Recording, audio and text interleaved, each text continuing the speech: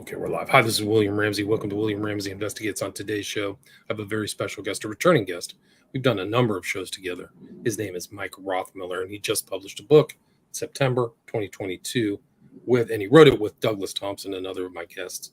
And the title of the book, if you can see this on YouTube or Twitter, is Frank Sinatra and the Mafia Murders. And there's a Kindle, an audio book version of this book. But this is not the first time Mike and I have talked together. He's a very prolific author. He's done a lot of recent books. He's put out a lot of books recently.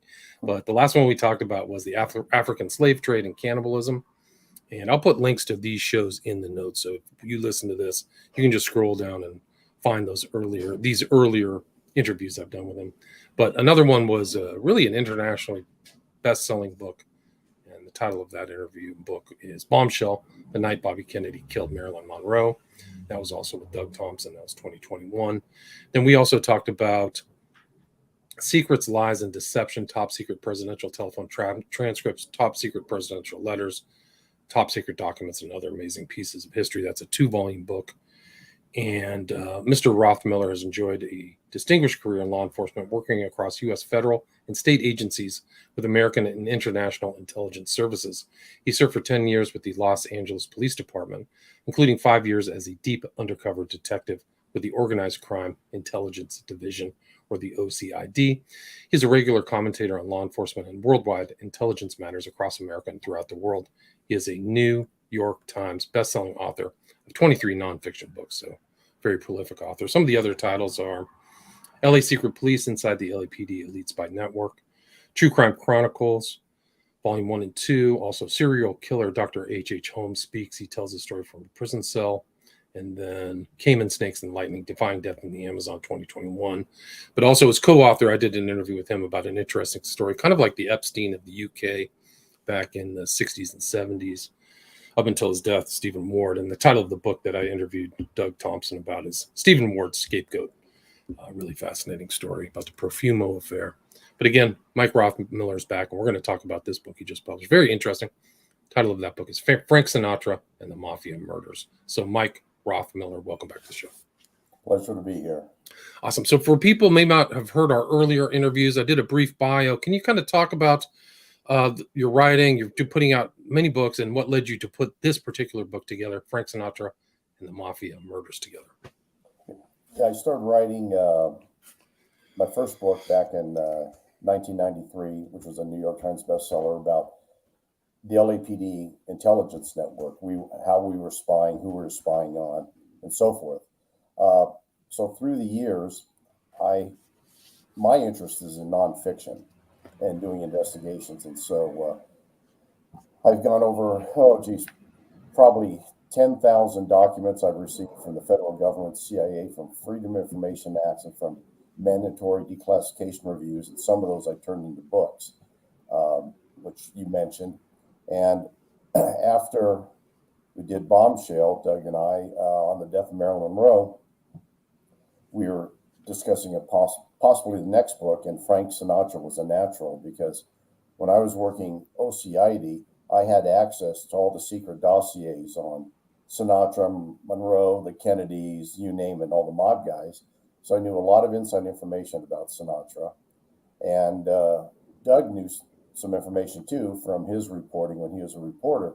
So we decided that was the way to go. Our publisher, Adlib in London, they loved the idea. And so that was the genesis of this book. Right. And so you had the secret documents. We've talked about your work at the OCID in past interviews, but there was a lot about Sinatra that they didn't want, that his handlers and people surrounding him did not want public, right? Oh, absolutely. Primarily, it was his close working relationship with the mob. And when I'm talking about the mob, I'm not just talking about one guy. I'm talking about the traditional mafia and the different families, whether they were in New York, Philadelphia, Chicago, LA, wherever they were. He had a very close relationship with them. And that stems from his childhood, where he was born and growing up. His mother was a midwife and also doing abortions. And his father was kind of a bartender, a little bit of muscle for some mob guys. And they said like a second-rate boxer, bantamweight. And so Frank grew up with this. He saw it all around him when he was a child. Some of the people in his neighborhood growing up were mob guys, and he knew it. And he didn't see anything wrong with that. He just said, this is life. And that was life as far as he knew it. So he grew up in it. And as he started singing in his teens, he would sing in the bar where his father worked at some other ones. And he was singing for basically a meal and maybe a pack of cigarettes. And the mob got to like him. They said he's a good kid. And they decided to help him out in his career. And they helped him out for many, many years. Right. So it started very young. He was in Hoboken, New Jersey, right? So he's across the river from Manhattan. So just grew up in that environment. And it really, somebody was he always had something to rely on, family from different parts. Like you talk about him with these Fischetti brothers and very early going to Cuba with I think it's a very well-known kind of mob meeting where everybody was there. Can you talk about his relationships with some of those people? Sure. Well, first I'll go into his going to Cuba. That was when Lucky Luciano and a lot of the guys were down there for a meeting, and Cuba was still controlled, a lot of it, by the mob as far as gambling and so forth. And the Fischetti brothers asked him, because he already owed them quite a bit, to carry suitcases down to Cuba, and in the suitcase was $2 million in cash. And so he did that, and they brought him down under the guise of that he's going to entertain, because he was starting to be known then. He was going to entertain everybody and sing for them, and they enjoyed that. And while he was there, he was spending a lot of time with Lucky Luciano, and there were photos taken of him. He wasn't trying to hide it. He was walking on the streets with Lucky. They'd go for a walk. They'd go to dinner, different places. And so he had a very, very close association with Lucky Luciano. And that was because Lucky had already helped him out when he was starting to get, known, let's put it that way. Lucky and some other people, they put up $50,000 at that time to promote him.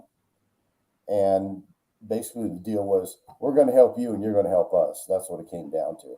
And so that occurred. And they helped him throughout his life. And then the Fischetti brothers, they're really interesting, and most people have never heard about them, but they were cousins of Al Capone, and they started working for Al Capone as enforcers, and they started running their own, if you want to say, mob operations under Capone's umbrella.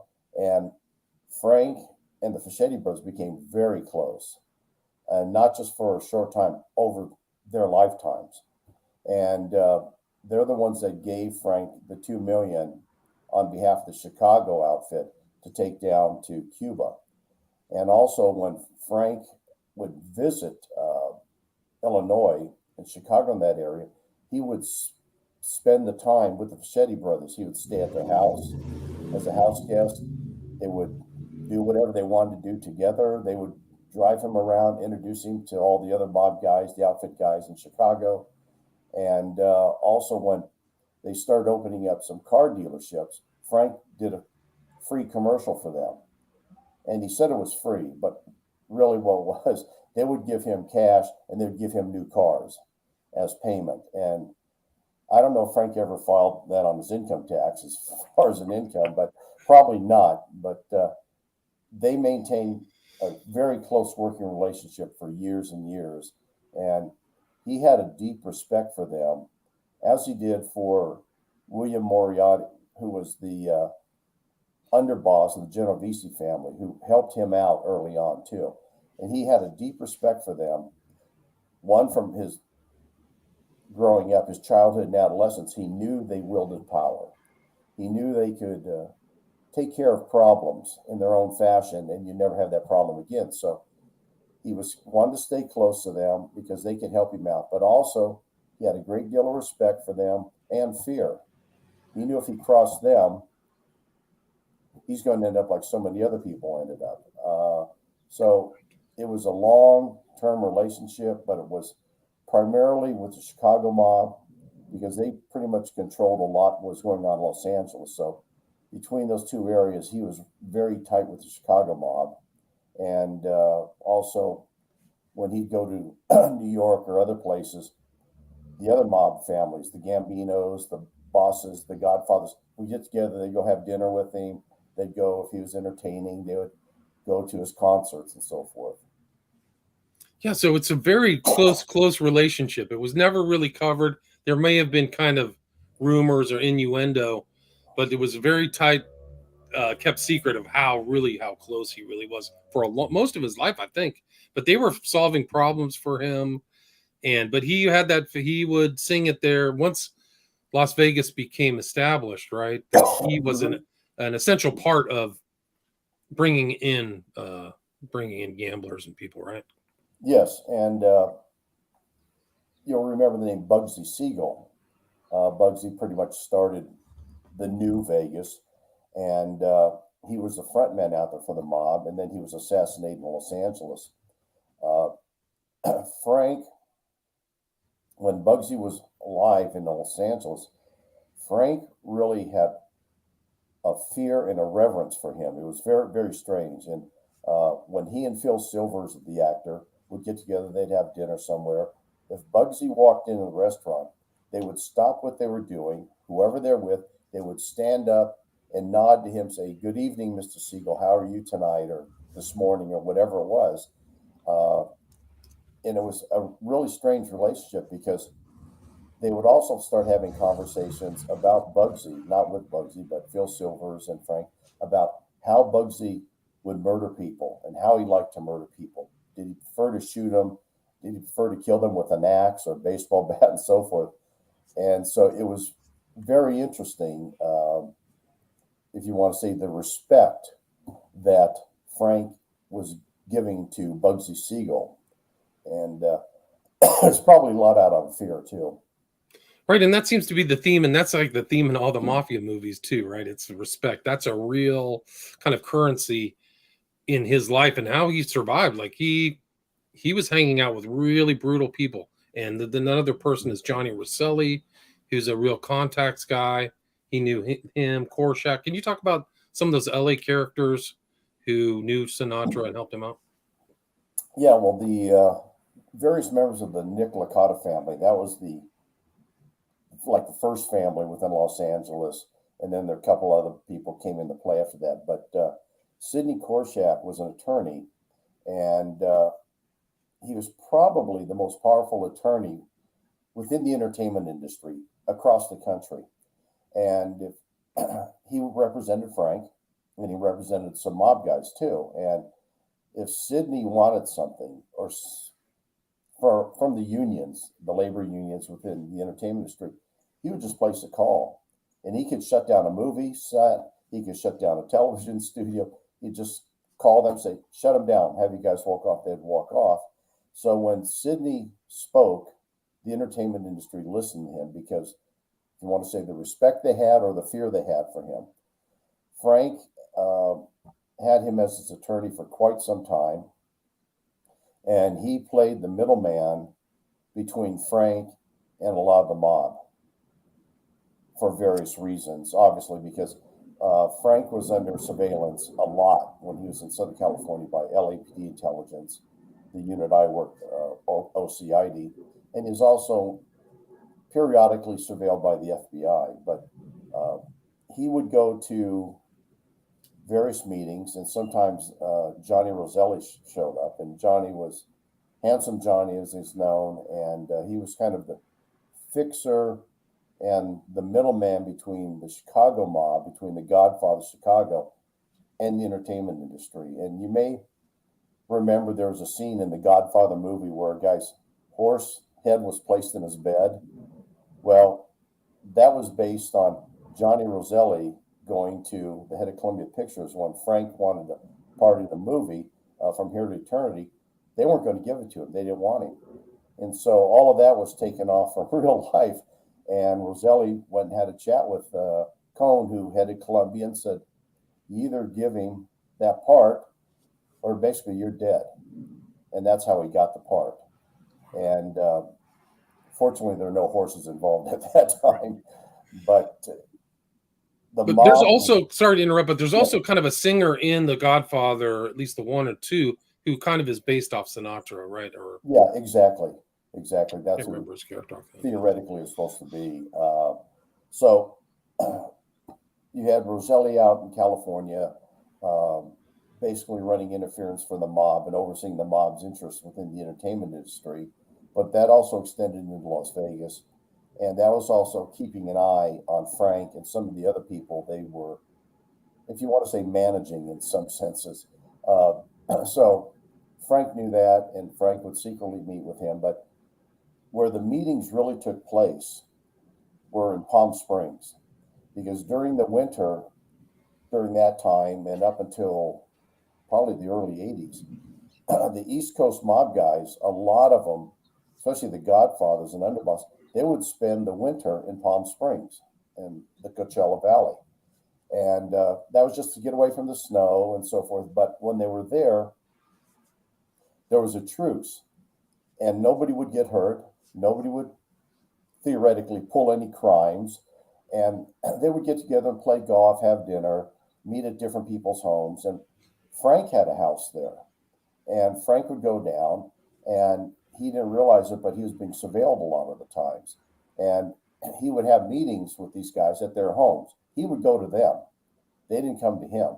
And that's once again showing the respect that he had for the mob bosses who basically made him. And not that he was a made man, made his career, I'm talking Right, about. right. And so he was surveilled many times, going, meeting with some of the mob bosses, some of the other bosses. Sometimes they'd go to a restaurant and they would walk in the front door, and all of them would walk out through the back door, through the kitchen, and meet someplace else or in a back room of the restaurant. So that was quite well known by law enforcement intelligence. And the media never picked up on that while they were down there, while this was going on. I suspect some of the media were told, but they didn't want to get involved. They just let it lie. I'd rather have a career and talk to Frank and not have to deal with the mafia myself. So uh, it was very interesting, his career and his movements while he was in California. Right, and I think it's where you wrote in the book that he had like Sinatra be moved to Palm Springs at one point and kind of made it his home or an outpost for him. And there were like there was a story in the book about him and Ava Gardner like driving around and shooting, and it got covered up. Can you talk about kind of like some of these things where he would get in trouble and it would all get Taken care of. swept under the rug? Yeah, taken care of is a better word. Yeah, there are a lot of episodes like that throughout his life where he would have too much to drink, or he actually started to believe that he was a mob guy, that he wielded more power than he did in the mob. And when they were down Palm Springs, he and Ava Gardner, when he was seeing her, basically they went out, had a good time, and they started driving down the street, pulled out a pistol, and started shooting at things. And they were caught, but because who he was, and it was Palm Springs at the time, it was just quietly, quietly taken care of, and that was the end of it. Um, there was another one when the grand jury was looking to subpoena Frank to testify, and he was avoiding the subpoena. He was hiding out, and so they couldn't find him in Los Angeles. So what happened? OCID, LAPD intelligence, was given the task and the subpoena to go find him and serve him.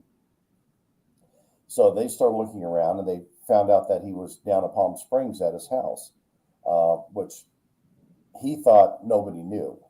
And so they went down there and they started looking for him. And every club that they went to and restaurant said, "Hey, is Frank here?" When they said, "Well, he was here yesterday or the day before, or he just left."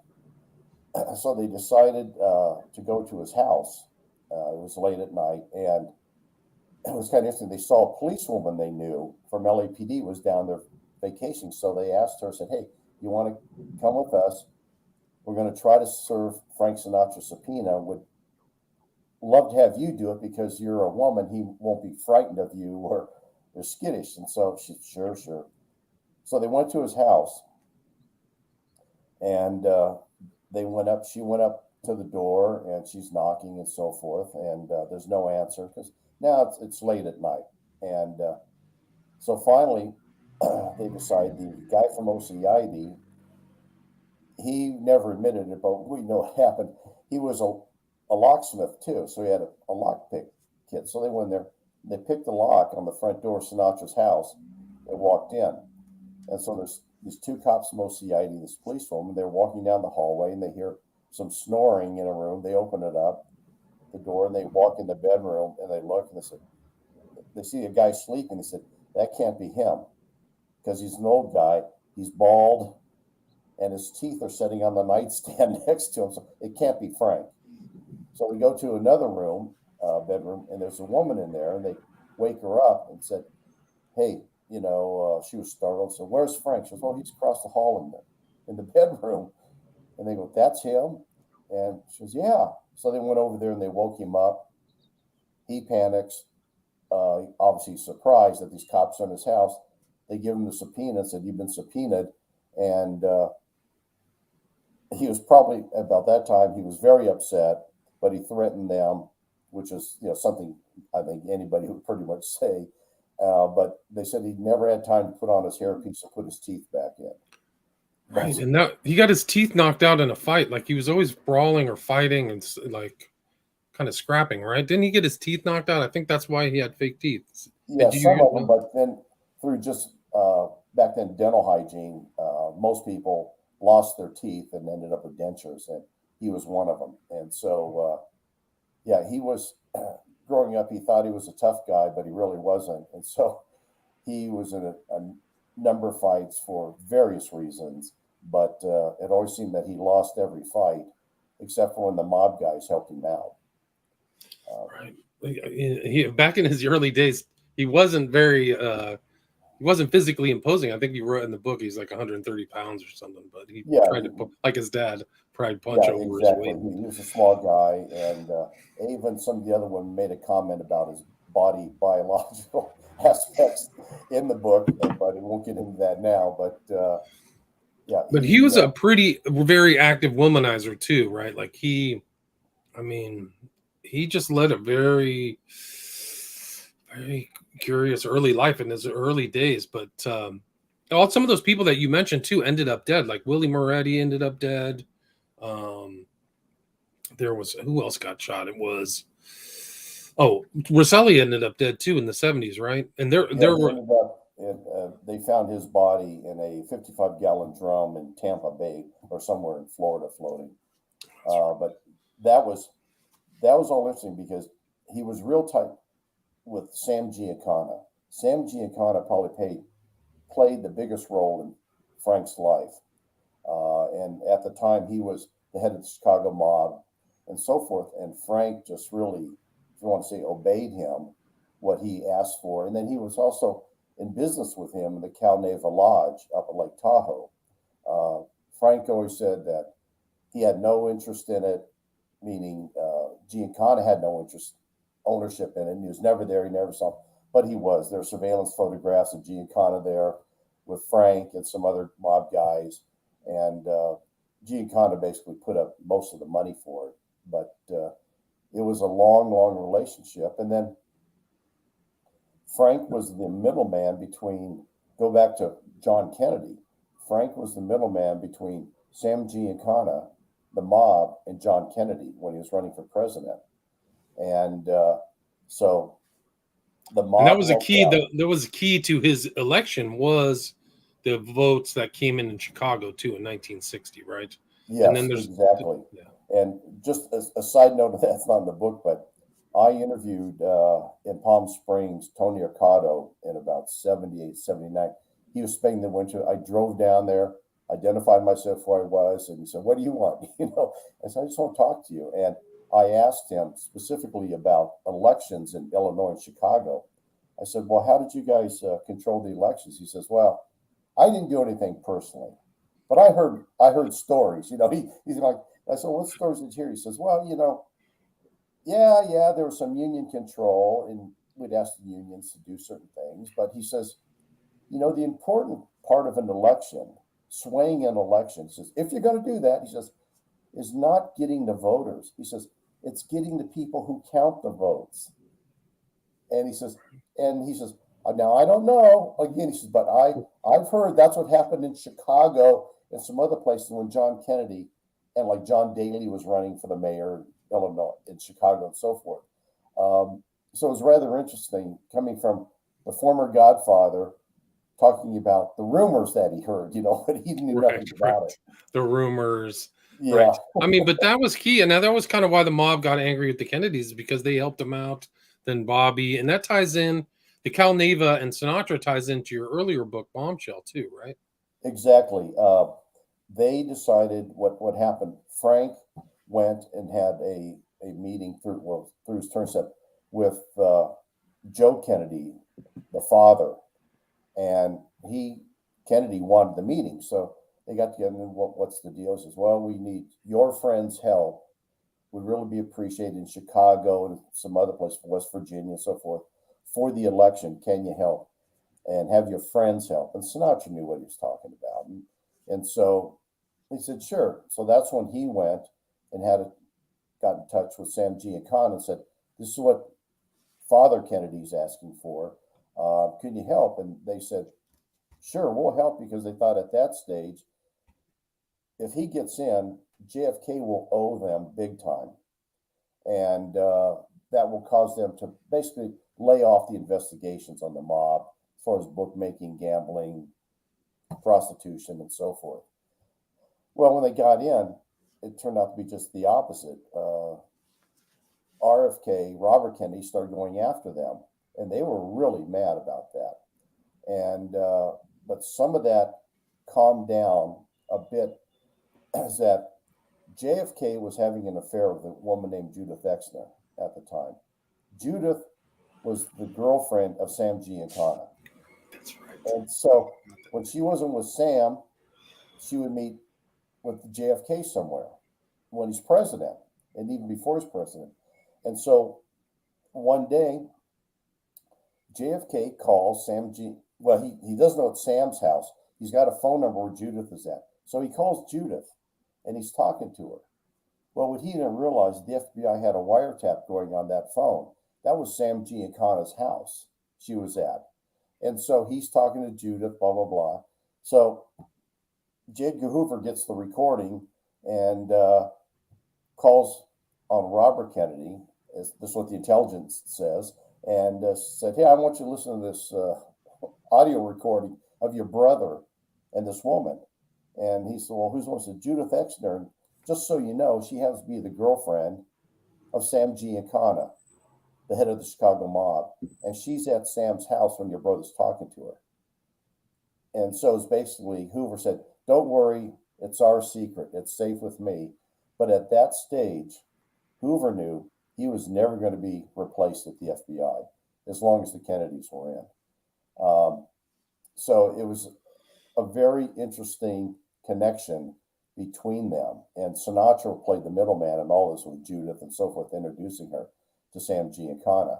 So you see the mob, you see the president, you see politicians, and Frank, and they're all in the same circle. Right. It's just incredible. It's this incredible mix of different things. And that's Korshak, too, was like above board, but also sub rosa with all these gangsters and mobsters and blackmail, right? And so Yes. it's not just Hoover, but Kefauver, too, was looking into this stuff in the 50s. And it involved all these guys, too, right? Wasn't there was that meeting that Sinatra had? He was either deposed at the Rockefeller Center or something. Can you talk about that? Like they wanted him, he agreed to do it at 4 a.m. Yeah, it was part of the federal investigation into the mob and his connection and so forth. And he didn't want to show up. And so he was fighting. And then they finally made accommodations for him that they would meet at a hotel in the middle of the night. And they'd talk to him then. And so they started asking him questions. And the attorney, potentially a prosecuting attorney, was asking him questions. And Sinatra lied across the board. He denied everything. Well, do you know Sam Giancana? No. And this guy's got a stack of photographs when they're together. Do you know Lucky Luciano? No, never heard of him. Well, here's some photos of you in Havana with him, this sort of thing. So it went on and on. But it was interesting that they showed that deference to him and said, okay, we'll meet with you where you want to meet, as opposed to dragging him in front of cameras and everything. as they generally did for the Kefauver hearing and some other ones. But it was very interesting because they didn't prosecute him on anything, even though he was lying, he was completely lying. The FBI agents there, he lied to them, but Yeah, he's perjuring himself. That's a charge. You could definitely be taken to, get a criminal charge and be prosecuted for that. Oh, absolutely, lying to the feds. And but that was just, it was a different time, and the feds knew the power or they suspected he had a lot of power through the mob. And it wasn't just Chicago, New York, Philly, Detroit, Miami, New Orleans, Los Angeles. He had connections with all the families. So it was a very interesting situation how the feds were pushing him, but he actually started to believe that he was a powerful mafia godfather in his own world. And there are other stories that we learned from talking to people that knew him and knew the mob who were dealing with him, where he would basically want somebody beaten or hit, and it happened to be was a mob person, and they'd go, "Yeah, okay, Frank, we'll take care of it." In one example, there was a run-in he had in Las Vegas with a pit boss, and the pit boss was part of the Chicago mob, and he was, and Frank didn't know that, and he got upset with this guy over something. They were screaming. Frank called his friends in Chicago, said, "I want this guy taken care of. I want him, hit, for a better term." And they said, "What was the problem, Frank? Who is it?" So he tells them, they go, okay, we'll take care of it. He's going to be gone. Don't worry about it. Well, they just moved him up to Reno. This other guy, they took him out, and Frank thought, boy, that guy's in the desert now. I took care of it. But he didn't. They just said, "Okay, Frank, we got it. And they just transferred the guy, then brought him back later. And Sinatra's career, he had definite ebb and high. Like now he's like one of the greatest singers of all time, but he wasn't always assured of like being the top. I guess when he went back to Vegas, that probably when the Rat Pack and stuff like that kind of assured it. But there were questions, in the 50s, whether he was going to be as influential as he became, right? Exactly. He was pretty much on the brink of being broke for a while because he had bills like crazy. Uh, he and Nancy separated. He had kids to support, and the mob didn't like that because it drew too much attention to him. And they were saying, "Hey, go back to your wife and family. You can do what you want, beyond that, but don't have it out in front so everybody can see it." And it was to the point where they were looking at him as not being a money machine, a cash cow for them anymore. And he was starting to draw a lot of attention to them, unwarranted attention, and they felt unnecessary attention because of his philandering and things he was doing. And there was one time some of the mob people started talking about, well, maybe it's time for him to go. And they weren't talking about leaving the country; they were talking about killing him. But through Gene Con and some of the other ones, hey, he's our friend. He's been our friend for years. Let's just back off. And then, like I said, after From Here to Eternity and so forth, he started coming back. And then, as you mentioned, the Rat Pack and so forth, when that pretty much formed in Vegas, that was his rejuvenation. Right. Like, yeah, it wasn't assured. Like, so it was him, Sammy Davis Jr., Dean Martin, Joey Bishop. Yeah, so forth. And just like, well, in the book we have it, a lot of people don't know how Dean Martin started. Dean Martin started as a pretty much a little low-level mob guy. And he changed his name and ended up with Jerry Lewis, and the rest is history. But it was interesting because Frank was, if you want to say, chairman of the board, which he was going by when they had the Rat Pack and everything. And he did some good things. He did some good things for charity. He helped out Sammy Davis and a lot of African Americans along the line. So it wasn't all bad, but there were some bad parts of Frank. He wasn't a real likable guy, and he was very vengeful. If you crossed him in any fashion, that was it. You're done.